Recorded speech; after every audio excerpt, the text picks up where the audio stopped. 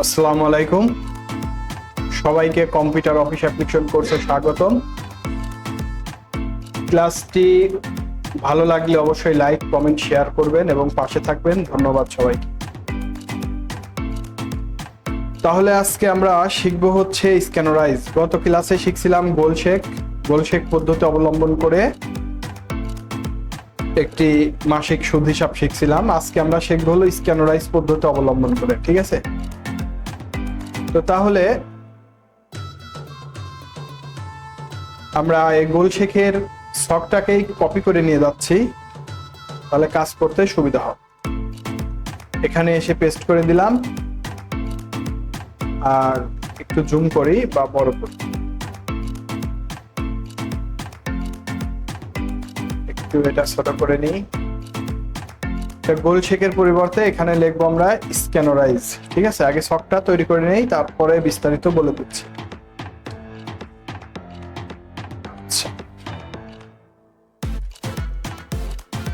নামটা চেঞ্জ করি,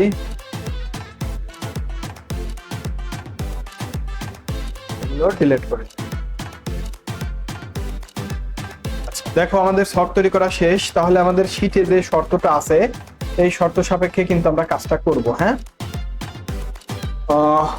মনে করি শুভ একটি বাড়ি কেনার জন্য ঋণ নিবে, তবে এর জন্য শর্ত হলো সুদের হার 10%, মোট মূল্যের 50% নগদ দিতে হবে এবং ঋণ পরিশোধ হবে সর্বোচ্চ 15 থেকে 30 বছরের মধ্যে। মনে করি বাড়ির মূল্য ও ঋণের মেয়াদ 25 লক্ষ টাকা 15 বছর, 30 লক্ষ টাকা 25 বছর, 20 লক্ষ টাকা 20 বছর, 40 লক্ষ টাকা 30 বছর। এখন নির্দিষ্ট শর্ত সাপেক্ষে মোট ক্রয় মূল্য, বকেয়া টাকা এবং নগদ টাকার পরিমাণ বের করুন। উত্তর: উপরের প্রশ্ন থেকে আমরা যা পেলাম তার পরিপ্রেক্ষিতে যা বের করতে হবে তা আমরা স্ক্যানারাইজ পদ্ধতি অবলম্বন করে বের করতে পারব। সেক্ষেত্রে প্রশ্নের প্রাপ্ত তথ্যগুলো নিচের ছকে সূত্র ফেলতে হবে। এখন আমাদের তথ্যগুলো কি? এখানে আমরা একটা ছক তৈরি করছি, তারপরে দেখি সূত্রগুলো। অর্থাৎ E3 সেলে সেল পয়েন্টার রেখে তো আমরা কাজে চলে যাই, নির্দিষ্ট কাজ করি।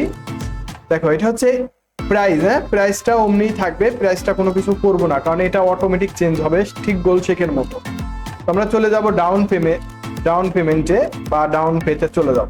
এখানে গিয়ে আমরা E3 সেলে সেল পয়েন্টার রেখে যে সূত্রটা লিখবো সেটা হলো B3, অর্থাৎ ইন্টারেস্টের গড়। আগে ইকুয়াল দিব, তারপরে ইন্টারেস্ট। B3 clear? B3 গুণন 50%। কি বলছে? ডাউন পে, নগদ বলছে না? নগদ, হ্যাঁ 50%। এতটুকু বোঝা গেল? বুঝতে পারছো? দেখো ইন্টারপ্রেট করি, আমার এখানে ডাউন পেটা বের হয়েছে।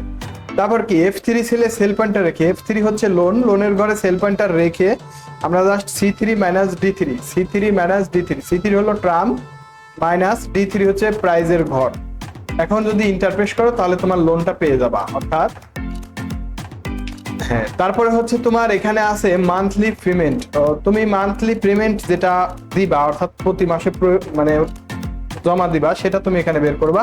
G3 সেলে সেল পয়েন্টার রেখে যে সূত্রটা লিখবা সেটা হচ্ছে এরকম, PMT, অর্থাৎ মাসিক পেমেন্ট মাসিক ট্রান্সফার। এটা মানে PMT মানে পেমেন্ট মাসিক ট্রান্সফার, ঠিক আছে? তাহলে দেখো এখানে B3 যদি আমি লিখি, B3 ভাগ 12 মাসে কি 1 বছর না? আবার কিস্তির পরিমাণও তোমার 12, তাহলে তুমি এখানে ভাগ 12 দিয়ে দেবা, কমা। তারপরে হচ্ছে C3টা কি? এই ট্রাম, তোমার সময় কমা মাইনাস F3টা কি? লোন, অর্থাৎ সময় থেকে তুমি লোনটা যদি বিয়োগ করে দাও তাহলে কিন্তু কাজ হয়ে যাবে। বুঝা গেল? আমি এখন ব্র্যাকেট দিয়ে আটকাই দিচ্ছি, ঠিক জাস্ট এতটুকু। PMT B3টা হলো ইন্টারেস্ট ভাগ 12, সময়ের সাথে 12। তারপরে C3 হলো কি? ট্রামের সাথে তুমি F3টা হচ্ছে লোনটা মাইনাস করে দেবা। তাহলে ইন্টারপ্রেট করলে দেখো তোমার এখানে মান্থলি পেমেন্টটা বের হয়ে যাবে। এখন দেখো এখানে আমি চাচ্ছি যে ডলার সিস্টেম, তো ডলার সিস্টেমটা চেঞ্জ করার জন্য এখানে যাবা, এটা কারেন্সি বলে, আর এই কারেন্সি থেকে ডলারটা দিয়ে দিতে পারবা। এখানে ইউরো থাকবে, ডলার থাকবে, অনেক ধরনের অপশন থাকে। তো আমরা ইংলিশ USA যেটা ডলারটা ব্যবহার করে সেই অপশনটা দিয়ে দিচ্ছি। ওকে, এখন আমাদের কাজ কি? এখনো কিন্তু কাজ শেষ হয় নাই। হ্যাঁ, কাজ মাত্র শুরু।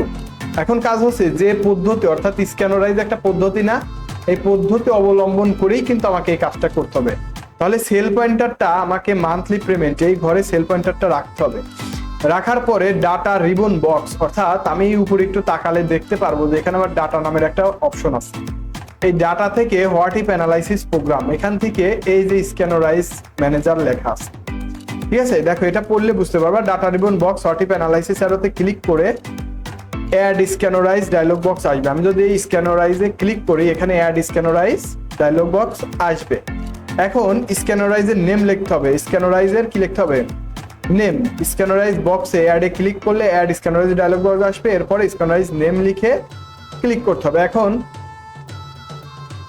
স্ক্যানারাইজের নেম, আচ্ছা আর একবার করি তো, আসছে না D3,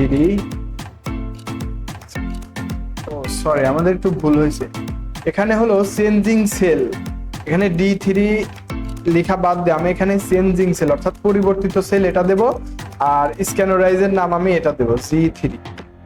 এখন দেখো যে সেলটা পরিবর্তন হবে, কি আমার এটা পরিবর্তন হবে না? D3, এই জন্য ওটা দিতে হবে, ওটা আমি ভুল করছি, সরি।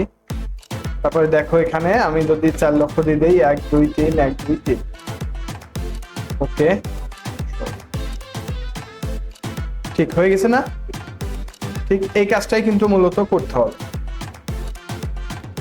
ঠিক আছে? আরেকবার না বুঝলে আবার বুঝাই দেই। তুমি জাস্ট এখানে ডাউন পেটা বের করে নিবা এই সূত্র দিয়ে, আর লোনটা বের করে নিবা এই সূত্র দিয়ে, আর মান্থলি পেমেন্টটা বের করবা এটা পদ্ধতি অবলম্বন করে। সেটা হচ্ছে কারশটে এখানে রাখে আবার আমরা ডাটা থেকে হোয়াটিফ অ্যানালাইসিসে যাব আর স্ক্যানারাইজ মার্জে যাব। তারপরে অ্যাডে ক্লিক করব, একটা ডায়লগ বক্স আসবে, স্ক্যানারাইজের নেম দিবে এটা G3 দিয়ে যে সেলটা পরিবর্তন হবে প্রাইজের ঘর, অর্থাৎ এখানে দিবা D3, তাহলেই হয়ে যাবে D3।